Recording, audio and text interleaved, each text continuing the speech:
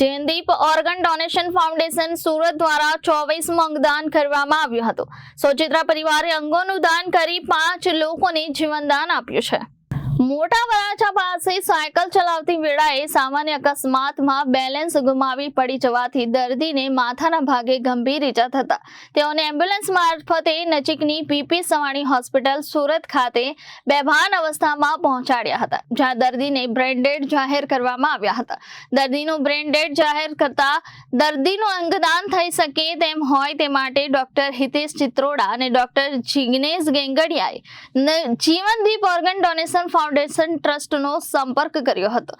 જીવનદીપ organ donation ફાઉન્ડેશનની team PP Savani hospital ખાતે પહોંચી હતી, જ્યાં એકત્ર થયેલા ગુણવંતભાઈ સોચિત્રાના પરિવાર સભ્યો સાથે મળ્યા હતા।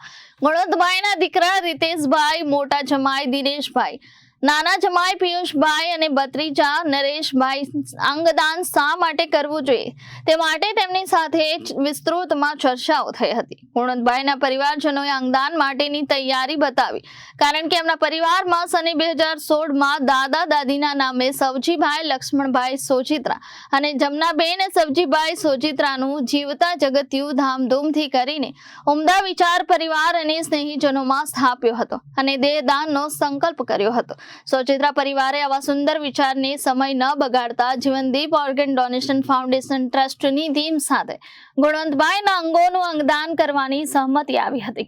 આ પરિવાર અંગદાનના સંકલ્પને વિચાર થકી લીવર, બંને કિડની અને બંને આંખોનું દાન દ્વારા 5 લોકોને જીવનદાન મળ્યું હતું।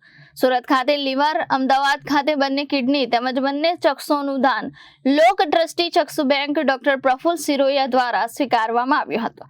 અત્યાર સુધીમાં જીવનદીપ ઓર્ગન ડોનેશન ફાઉન્ડેશન સુરતના પ્રયાસોથી 24મું અંગદાન કરવામાં આવ્યું છે, જેથી કે અન્ય 5 લોકોના જીવનદીપ ઉઠ્યા છે। Reporter Arvind Rathod, Janadesh news, Surat.